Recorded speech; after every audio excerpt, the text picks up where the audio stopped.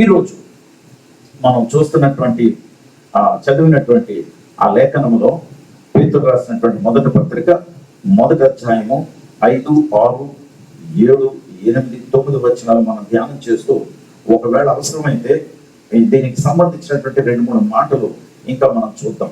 కానీ చాలా ముఖ్యంగా ఏంటంటే మనము 5వ వచనం గానే ఒకసారి చదివితే ఒక్కసారి చదువు మనం చేస్తున్నాం. కడవరి కాలమందు బయలుపరచబడుటకు సిద్ధముగా ఉన్న రక్షణ మీకు కలుగునట్లు. కడవరి కాలము మనము ఈ మాట రాసినది ఇంచుమించు మేబీ 2000 years బ్యాక్, 2000 సంవత్సరాల క్రితం రాశారు. ఏమంటున్నారంటే కడవరి కాలము.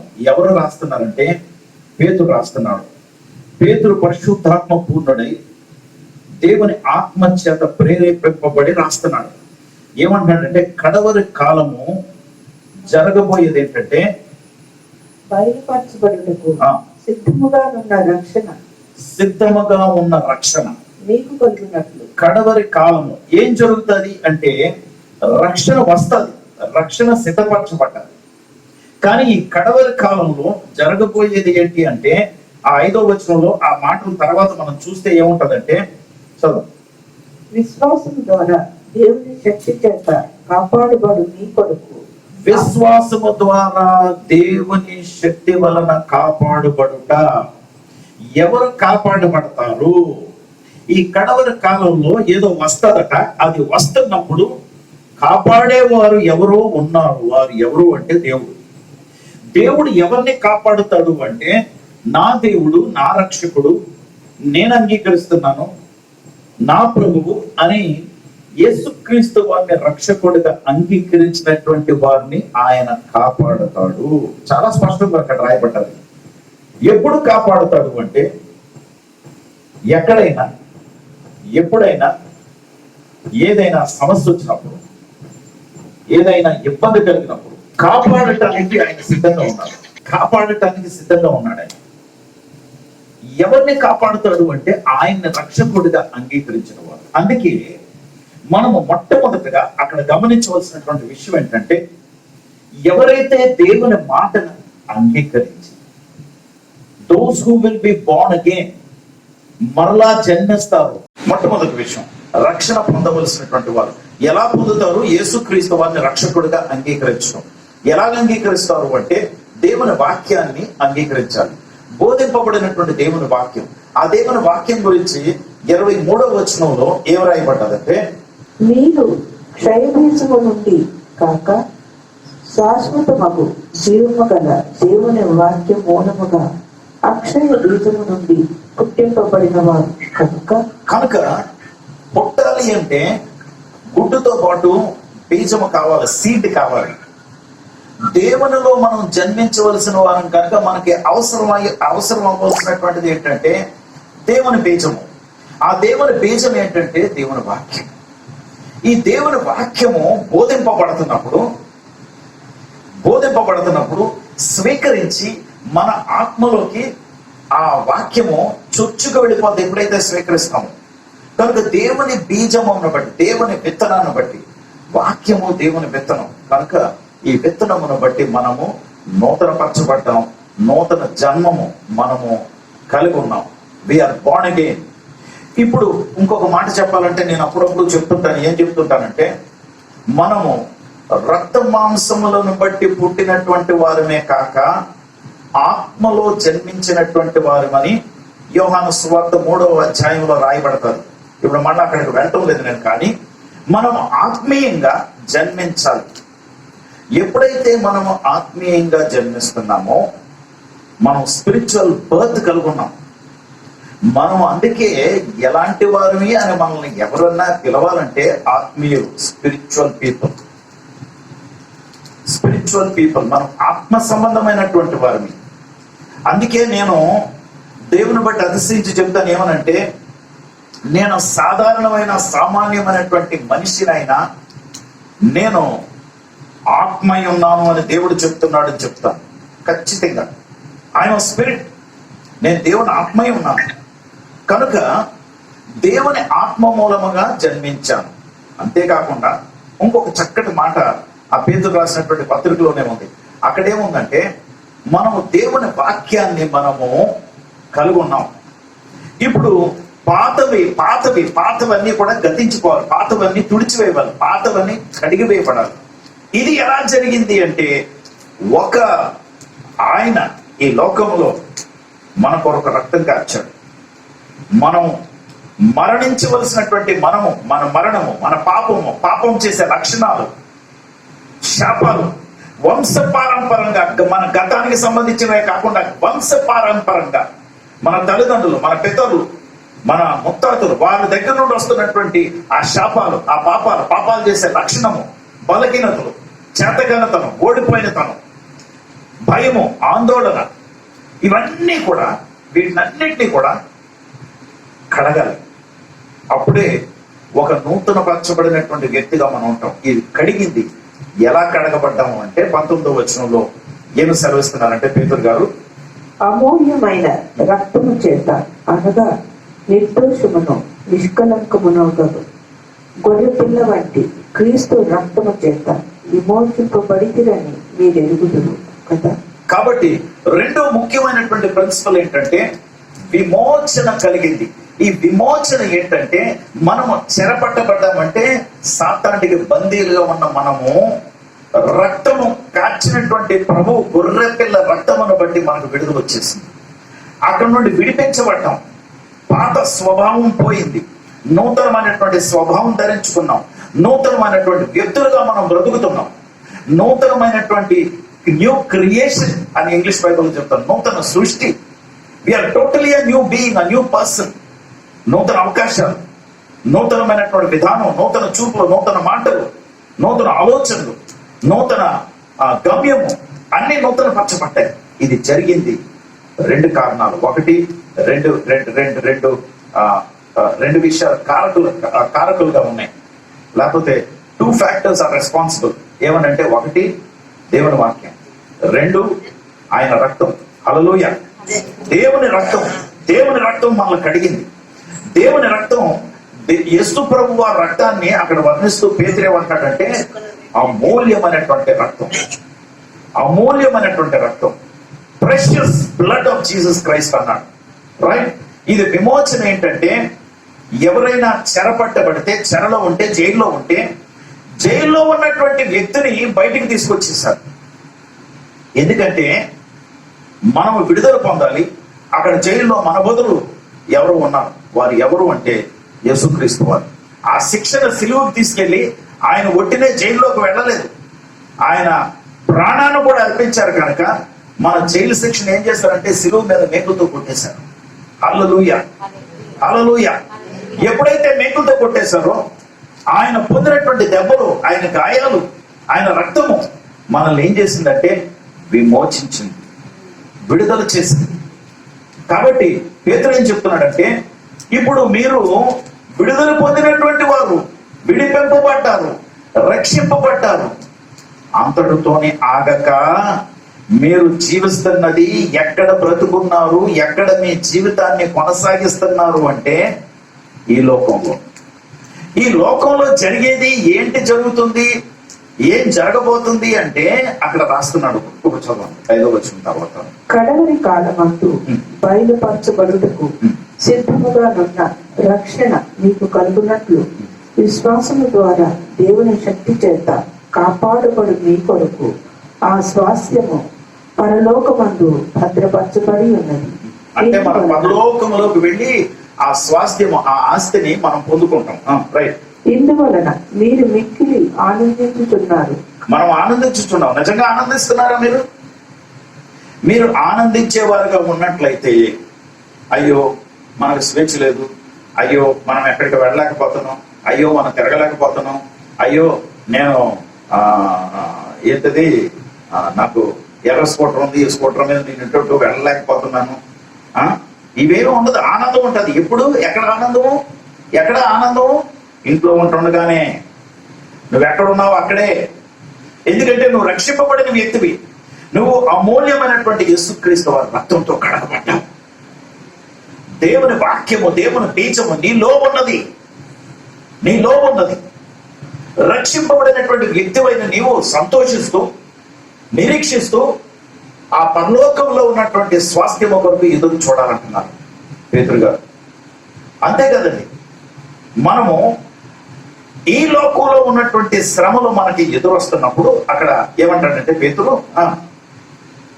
కానీ అవసరమును బట్టి నానా విధములైన శోధన చేత ప్రస్తుతమున జాగ్రత్త విందండి. ప్రస్తుతము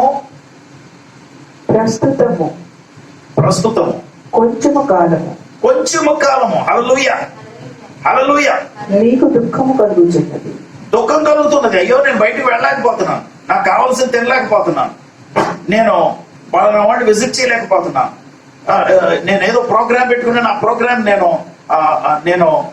కంప్లీట్ చేయలేకపోతున్నాను, లేకపోతే ఆ ప్రోగ్రామ్ నేను నడిపించలేకపోతున్నాను, నేను వెళ్ళలేకపోతున్నాను, నేను చూడలేకపోతున్నాను.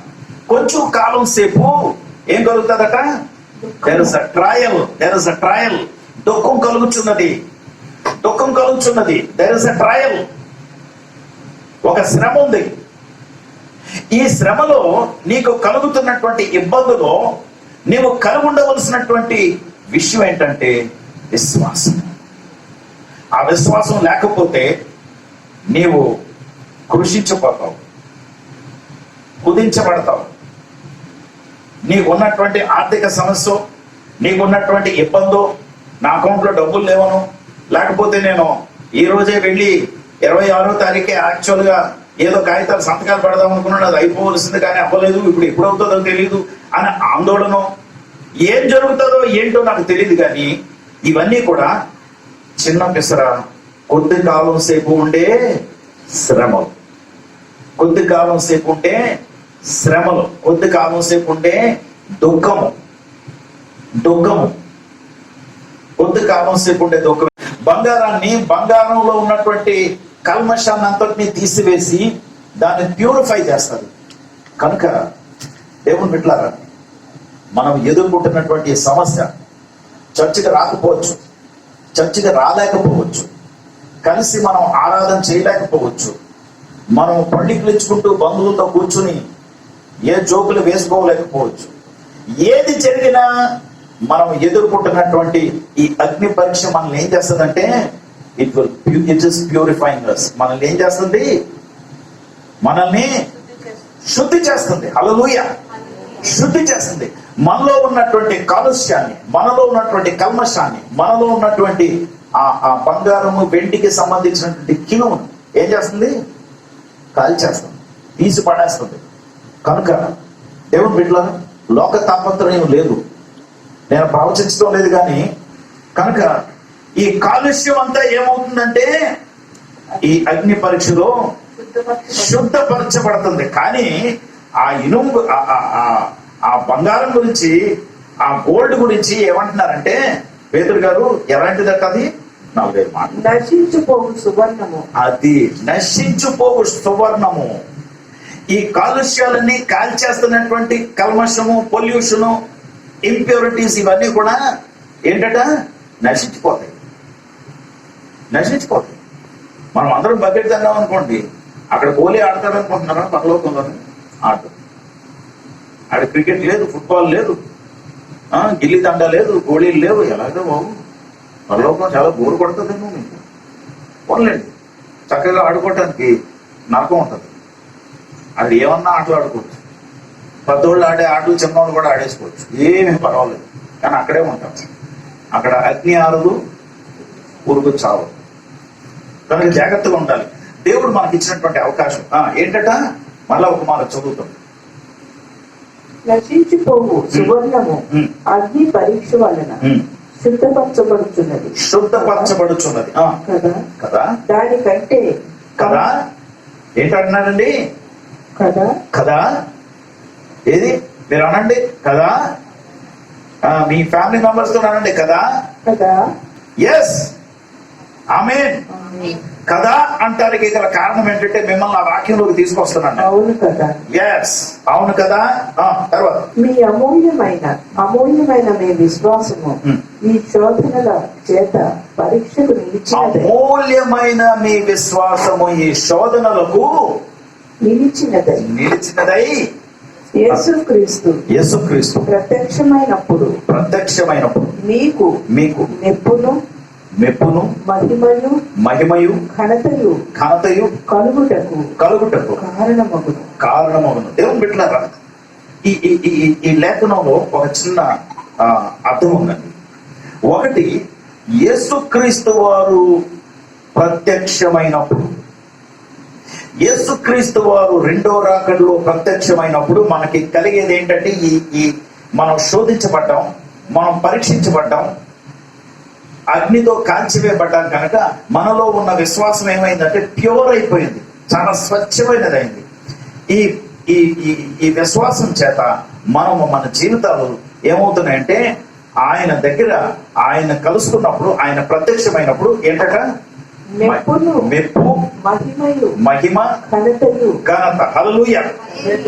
నేనంటాను, రెండో మాట చెప్తున్నాను, ఏమంటానంటే యేసుక్రీస్తు వారు ప్రత్యక్షమైనప్పుడు, రెండో రాకడలోనే కాదు, ఇప్పుడు కూడా మనకి ప్రత్యక్షమైనప్పుడు, ఇప్పుడు కూడా ఈ వాక్య ప్రత్యక్షతను బట్టి మనకి ప్రోత్సాహం పొందాలి మనం. హల్లెలూయా. ఏమనంటే ఈ రోజు మనం వాక్యం వింటూ ఉంటుండగా యేసుక్రీస్తు వారు మన మధ్యలో ఉన్నారు కనుక మనకి మెప్పు. ఆయన ఏం చేస్తున్నారంటే మనల్ని మెచ్చుకుంటున్నారు. బలా నా నమ్మకమైనటువంటి దాసుడు, బలా నా నమ్మకమైనటువంటి కుటుంబం ఇది, నా మాట వింటున్నారు, నా వాక్యం వింటున్నారు, ప్రార్థన చేస్తున్నారు, పరిశుద్ధత కలిగి ఉన్నారు అని మనల్ని మెచ్చుకుంటున్నారు. రెండోది మహిమ. బిలీవ్ మీ, ఇది ప్రవచనం కనుక దేవుని మహిమ మన మధ్యలో ఉన్నది. మీరు మీ కుటుంబాల్లో దేవుని మహిమ మిమ్మల్ని కప్పిందని మీకు మనం చేస్తున్నాను. ఈ మాట చెప్పడానికి ఏదో నేను ఊహించుకోవడం లేదండి. No no no no no no no. దేవుడు నాకు చూపిస్తున్న దాన్ని బట్టి నేను ప్రవచిస్తున్నాను. God's glory is coming into your home. నీ ఇంటిలోకి దేవుని మహిమ వస్తూ ఉంది, వచ్చింది.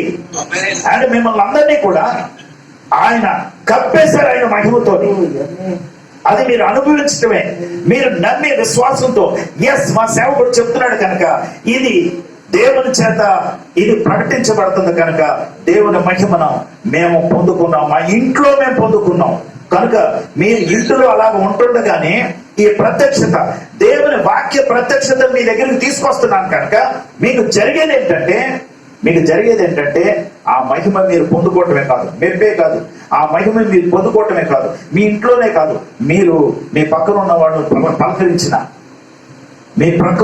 పలకరించిన, ఒకవేళ మీ మేడ మీద ఉన్న వాళ్ళు మీరు పలకరించిన, ఎక్కడికి వెళ్ళినా ఏది చేసినా దేవుడు ఏం చేస్తున్నారంటే మహిమను, మిమ్మల్ని మహిమతో నింపారు కనుక you are carrying his glory. ఆయన మహిమను మోసుకు వెళ్తున్నారు. దేవుడు నాతో చెప్పిన మాట అండి, 2005వ సంవత్సరం నేను అమెరికా వెళ్ళినప్పుడు అక్కడ ఒక చర్చిలో ఆయన మహిమ దిగిపోయిందని చూడాలని వెళ్ళాను. తలుపులు వేసి ఉన్నాయి, ఆయన మహిమను పైకెత్తేశారు దేవుడు. అయ్యో ప్రభు అని చాలా బాధపడ్డాను, ఏడ్చాను. అప్పుడు దేవుడు నాతో మాట్లాడారు. ఆయన ఏం చెప్తున్నానంటే, నా కుమారుడా, నువ్వు దుఃఖపడవద్దు, నా మహిమను మోసుకు వెళ్ళటానికి నువ్వు పాత్రగా ఉన్నావని చెప్పాను. కనుక నాతో దేవుడు చెప్పాడంటే, నా పిల్లలు మీరు కనుక you will be carriers of his glory. ఆయన మహిమను మీరు మోసుకు వెళ్ళేవారుగా ఉంటారు. హల్లెలూయా, హల్లెలూయా. ఇంకా మూడో విషయం ఏంటంటే ఘనత. You will be honoured among all people. దేవుడు మిమ్మల్ని ఘనపరుస్తారు. మీ మీ మీ మీ బంధువుల్లో మిమ్మల్ని ఘనపరిచే సమయం ఆసన్నమైందని దేవుడు చెప్పమంటున్నారు. కనుక ఎవరైతే మిమ్మల్ని చులకనగా చూశారో, ఎవరైతే మిమ్మల్ని కాదన్నారో, ఎవరైతే మీ గురించి చెడ్డ చెప్పారో, ఎవరైతే మిమ్మల్ని గుమ్మంలో నిలవబెట్టించేసి రానివ్వలేదో, వారందరూ కూడా మిమ్మల్ని గణపరిచే సమయం ఆసన్నమైంది. హల్లెలూయా. కారణం ఏంటంటే because we are God's children. దేవుని బిడ్డలం కనుక, దేవుని బిడ్డలుగా ఆయన వాక్యాన్ని ధ్యానం చేస్తున్నాం, ఆయన పాదాల దగ్గర కూర్చుని వాక్యాన్ని వింటున్నాం, ఆయన పాదాల దగ్గర కూర్చుని ప్రార్థన చేస్తున్నాం. దేవుని బిడ్డలారా, లోకంలో ఉన్న వాళ్ళందరూ కూడా షట్ డౌన్ అయిపోయినా మనము ఓపెన్ డోర్స్ తోటి ఉన్నాం, ఓపెన్ హార్ట్ తో ఉన్నాం. మన దేవుడు మనల్ని చేర్చుకున్నారు, మన దేవుని ఆత్మ మన మీదకు వస్తూ ఉన్నారు. కనుక మన దేవుడు మనల్ని ఎప్పుడు కూడా విడిచిపెట్టేవాడు కాదు. రైట్, నెక్స్ట్ మాట.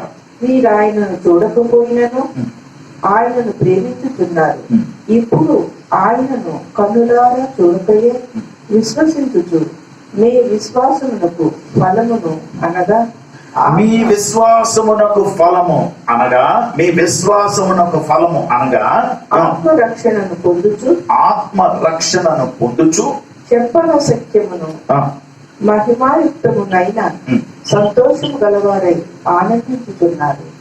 ఆనందించుచున్నారు. Present tense. ఆనందించుతున్నారు. ఎందుకు ఆనందించుచున్నావు? ఎందుకు ఆనందించుతున్నాం అంటే మన విశ్వాసమునకు ఫలము పొందుకున్నాం.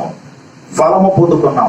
ఈ ఫలము ఏంటి అంటే మన ఆత్మ రక్షణ. దేవుని బిడ్డలారా, ఇదే మాట నేను ఒక బైబిల్ చదువుతున్నాను. అక్కడ రాయబడిన మాట ఏంటంటే, for you are reaping. For you are reaping అంటే అర్థం ఏంటి? నువ్వేం చేస్తున్నావు? కోస్తున్నావు. పంట కోస్తున్నావు. ఏ రకమైనటువంటి పంట? ఈ బైబిల్లో తర్జుమా వినండి, చాలా ఆశ్చర్యం. ఏం కోస్తున్నావు?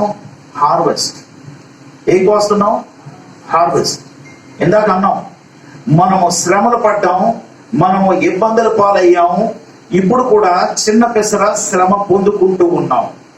దీని వలన మనకి జరిగేది ఏంటంటే, ఎలాగైతే సువర్ణము, ఎలాగైతే గోల్డ్ పరీక్షింపబడతాదో, ఎలాగైతే గోల్డ్ అగ్నిలో శోధించబడతాదో, అలాగే నీవు శుద్ధ అవుతున్నావు.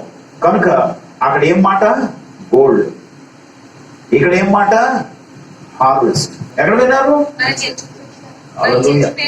మన మినిస్ట్రీ పేరు. కాబట్టి ఆయన మనల్ని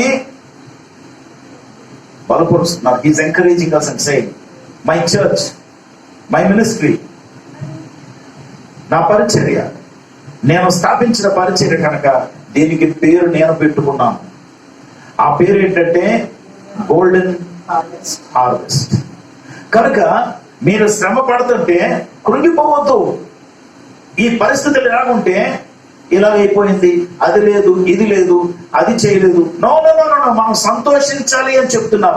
ఎందుకంటే మనము సువర్ణంగా మార్చబడుతున్నాం. నంబర్ 1. నంబర్ టూ ప్రవచనం ఏంటంటే, ఒక పంట మనము కొయ్యబోతున్నాం. 2-3 రోజులు బట్టి చెప్తున్నాను. దేవుడు చెప్తున్న మాట ఏమనంటే, విపరీతమైనటువంటి ఆత్మల పంట ఇస్తానంటున్నారు. ఆ మాటే ఈ తర్జుమాలోని ఏమంటున్నారంటే, భక్తుడు ఏమంటున్నాడంటే, for you are reaping, for you will reap అంటం లేదు. నీవు రాబోయే కాలంలో పంట కోస్తావు అంటం లేదు. నువ్వు రాబోయే కాలంలో పంట పొదల క్రితం అయితే ఆయన ఏమంటున్నారంటే, the full salvation promise to you. నీకు సంపూర్ణమైనటువంటి పరిపూర్ణమైనటువంటి రక్షణ నీకు ఏదైతే వాగ్దానం చేశానో అని చెబుతూ, అక్కడ మనం 2 విషయాలు అర్థం చేసుకుందాం. ఒకటి నీ రక్షణ, ఒకటి నువ్వు పరలోకంలో చేరటం, ఒకటి ఈ భూమి మీద నువ్వు ఏ శ్రమ ఎదుర్కొంటున్నా ఈ శ్రమలన్నిటిని కూడా నేనున్నాను, నేను వాటిని తొలగిస్తాను, అందులోంచి రక్షించేవాడును నేనే. అంతేకాదు మనం పరలోకానికి చేరతామని అల్టిమేట్ సాల్వేషన్. అంతేకాకుండా 3వ విషయం ఏంటంటే, ప్రవచనాత్మకంగా దేవుడు చెప్తున్నది, యువర్ సోల్స్ విక్టరీ. మీ ఆత్మలో విజయం. మీ ఆత్మల విజయం అంటే నాకు అర్థమైంది ఏంటంటే, నా ఆత్మ విజయం ఏంటంటే నేను పరలోకానికి చేరటం. నా ఆత్మ విజయం ఏంటంటే ఈ లోకంలో ఆయన కుమారుడిగా నేను ఆయన కొరకు నిలవబడటం, వాడబడటం. అంతేకాకుండా యువర్ సోల్స్ విక్టరీ అంటే ఎవరినైతే దేవుడు నాకు ఇస్తానన్నారో వారిని నేను విజయోత్సవంతోని ఆయన రాజ్యంలోకి తీసుకురావుతాను. అంటే దాని అర్థం ఏంటంటే, దేవుడు నాకు ఈ పరిచర్య ప్రారంభించక మునుపు ఆయన చెప్పిన విషయం ఏంటంటే, నా కుమారుడా నీవు 1,000,000 ఆత్మలకు లెక్కడుగుతాను అని చెప్పినప్పుడు ఎలా చేయను అని నేను అప్పుడు ఆలోచించలేదు. చాలా గంతులు వేశాను. తర్వాత ఇప్పటికి 25 సంవత్సరాలు వస్తుందండి. ఈ శ్రమలు, ఈ బాధలు, ఈ అవమానాలు, ఈ నిందలు, ఈ లేమి, ఇవన్నీ చూసి నేను చేయలేనేమో ప్రభువా, నేను చేయలేనేమో, నాకు భయం వేస్తుంది. ఎందుకంటే నేను కన్ను మూస్తే what can I do, Lord? Where can I come? I can't show my face to you. నువ్వు నాకు అప్పచెప్పినటువంటి పనిని నేను పూర్తి చేయలేను ప్రభువా. నాకు నీ మొహం చూడటం భయంగా ఉంది, ఎందుకంటే నేను చేయలేకపోతున్నాను. నమ్మకంగా ఎవరు ఉండటం లేదు. ఎవరైనా ఉంటే ఈ పిడికిన విత్తనాలు నా చేతిలో పట్టుకుంటే ఈ గ్యాప్స్ లో, వేటి మధ్యలో ఉండే గ్యాప్స్ నుంచి జారిపోతున్నారు. I do not know what to do. ఏం చేయాలో నాకు తెలియటం లేదు. నేను అసమర్థుడు ప్రభు, would you please help me అంటే ఆయన అంటున్నారు, I will give you the souls as victory. నేను ఇస్తాను ఆ ఆత్మలను నీకు విజయంగా. కనుక దేవుని బిడ్డలారా, ప్రవచనాత్మకంగానే చెప్పాను. ఎస్, నమ్మండి. దేవుడు ఆయన అభిషేకాన్ని ఒక మెజర్ కాదు, ఒక కొలత కాదు. జనవరి 1వ తారీఖున అనౌన్స్ చేశారు 2 పాళ్ళని. కానీ మొన్న నేను పంచుకుంటూ చెప్పాను, 2 పాళ్ళు కాదు, కొలత లేనంత అభిషేకం దేవుడు కలుగు చేశాడు. ఎన్నాళ్ళు ప్రార్థన చేశానండి, ప్రభువా నా పరిచర్యలోకి అడుగు పెట్టే ప్రతి వ్యక్తి, ప్రతి కుటుంబం కూడా ఆత్మతో నింపబడాలి, భాషలో ప్రార్థన చేయాలి అని నేను ప్రార్థన చేశాను. నేను ఒక సాధారణమైన మనిషిని, కానీ దేవుని ఆత్మ నాలో ప్రేరేపిస్తున్నాను. No, I got to film now, ఇప్పుడే భాషలు మాట్లాడతాను వెళ్ళు అని చెప్తే, ప్రభువా జరగదేమో అని కాదు, ఈ టైంలో కూడా నేను మళ్ళా పరిచయంలో ఒకరిని, 2, 3, 4 కొంతమందిని నేను ప్రే చేయాలి. కనుక నా భార్యతో చెప్పారు, వెళ్ళి నువ్వు చెయ్యి, నేను ప్రార్థన చేస్తాను, నేను కమాండ్ చేస్తాను, నేను విడుదల చేస్తానని. చేయవేగానే ఆయన భాషలతో మాట్లాడటం మొదలు పెట్టాడు. జస్ట్ laid her hand అంటే నేను పలికినటువంటి మాటలు అసాధారణమైనటువంటి విధానంలో ఆయన చెవుల్లోంచి, ఆయన నరాల్లోంచి ఆత్మలోకి వెళ్ళిపోయేది. అందుకే ఆత్మకు విడుదల వచ్చి ఎన్ని సంవత్సరాలు బట్టి, యుగాలు బట్టి ఆటంకంగా ఉన్నటువంటి ఆ దుర్గాలన్నీ కూలిపోయి ఏం జరిగింది, భాషలతో మాట్లాడటం మొదలు పెట్టాడు. అందుకే నేను చెప్తున్నాను, ఇప్పుడు మరలా ఐ డేర్ టు ప్రొఫెసై, నేను ధైర్యంతో ప్రవచిస్తున్నాను. ఏమనంటే, this is a ministry that God has ordained. దేవుడు ఈ పరిచర్యని ప్రతిష్ఠించుకున్నాడు. కనుక ఈ పరిచర్యకి నేను కూడా పాలిభాగస్తురాల్ని. I want to be connected to this ministry. ఈ సేవకి నేను కనెక్ట్ అయి ఉంటాను.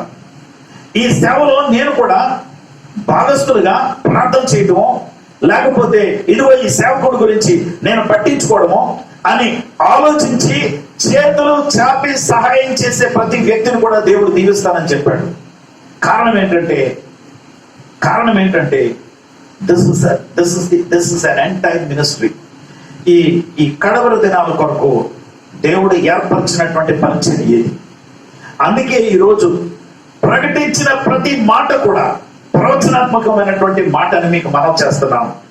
ప్రవచనాత్మకమైనటువంటి మాట, పరిశుద్ధాత్మ దేవుడు నాకు ఇస్తున్నటువంటి మాటలు మాత్రమే నేను పంచుకుంటున్నాను. I never thought about what to preach and what to say, what was first and what was second. No, అవి ఏమీ ఆలోచించలేదండి.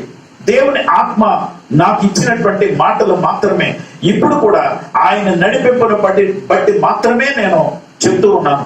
దేవుని బిడ్డలారా, ఆయన చెప్పారు, speak out and prophesy and tell them అని. నువ్వు ధైర్యంతో మాట్లాడు, ప్రవచించు, వాడికి ప్రకటించు. ఏమనంటే, ఈ మినిస్ట్రీని ఎవరైనా చేతులు చాపి మేము సహకరిస్తామన్న వాళ్ళు ఆశీర్వదింపబడతారు. ఇంకా మీదట నువ్వు నమ్మవలసిందిగా మనం చేస్తున్నాను. బహుశా ఇది వీడియో రికార్డ్ అవుతుంది. ఇది తర్వాత ఈ వీడియో కానీ లేకపోతే ఈ ఆడియో కానీ మేము ఆన్లైన్ పెట్టిన తర్వాత దేవుడు వారిని విపరీతంగా ఆశీర్వదిస్తారని చెప్పమన్నారు. అందుకే చెప్తున్నాను, ఈ మాట తప్పకుండా నెరవేరబడతాది. అందుకే ఈరోజు నాకు పంపించినటువంటి కానుకలు, ఆన్లైన్ కానుకలు పంపించినటువంటి వారు, నా చేతుల్లో కానుకలు పెట్టిన వారు, మార్క్ మై వర్డ్స్, నా మాటలు మీరు ఆలకించండి.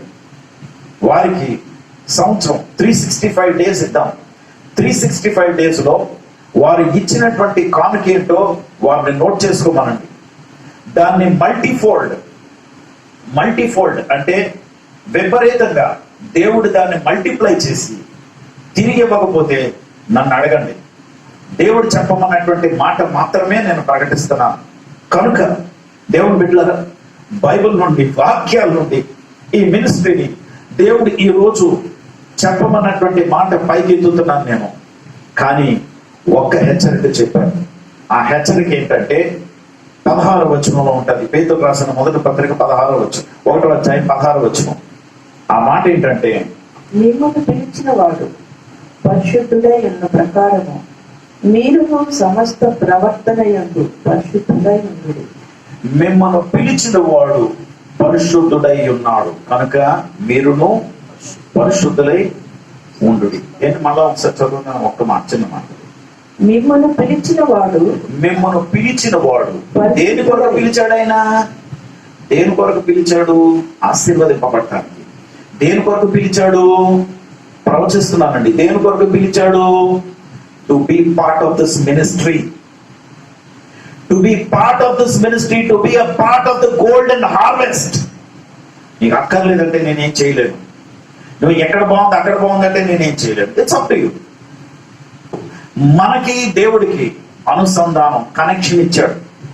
ఈ కనెక్షన్ ని మీరు ఏర్పరచుకుని, ఈ కనెక్షన్ ని మీరు కొనసాగటానికి సహకరించి, అప్పుడు ఇది దేవుని పిలుపు అని మీరు నమ్మి, దేవుడు మిమ్మల్ని పిలిచిన వాడు పరిశుద్ధుడై ఉన్న ప్రకారం, ఆయన పరిశుద్ధుడు, ఆయన ఉన్న ప్రకారము, ఆయన పరిశుద్ధుడిగా ఉన్న ప్రకారము మీరును సమస్త ప్రవర్తన యందు పరిశుద్ధులై ఉండుడి. In every behavior, in everything, in your thinking, in your seeing, in your speaking, మీ నడక, మీ పడక, మీ ఆలోచన, మీ ప్రవర్తన, ప్రతిదీ కూడా పరిశుద్ధంగా ఉండాలి. ఇట్ షుడ్ బి హోలీ అని చెప్తున్నారు. యవనస్తులకి, పిల్లలకి ఒక హెచ్చరిక. మీరు కానీ మీ ప్రవర్తన యందు మీరు సరి చేసుకోకపోతే మీ ఫ్యామిలీ సఫర్ అవుతుంది. Be careful. ఎందుకు సఫర్ అవుతుంది అని చెప్తున్నానంటే, you will not receive what God has ordained for you.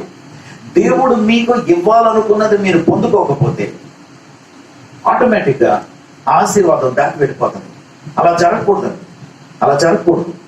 అది అది అది దాటి వెళ్ళిపోవటం అంటే ఏంటో నాకు తెలుసు. అందుకే నేను చెప్తున్నాను. దేవుని బిడ్డలారా, చాలా యాతన పడి దేవుని దగ్గర కనిపెట్టి రాత్రి పగలు ప్రార్థన చేసి దేవుడి దగ్గర నుండి తీసుకొస్తున్నట్టు హస్తం నేను పట్టుకోమన్నాను. మీరు నా హస్తం పట్టుకుంటే చాలు. కానీ నేను హెచ్చరించినప్పుడు ఆ హెచ్చరిక తీసుకుని మీ జీవితాలు సరి చేసుకుని, దేవుడు మనల్ని పిలిచింది ఎందుకంటే టు బి హోలీ, పరిశుద్ధంగా ఉండాలని.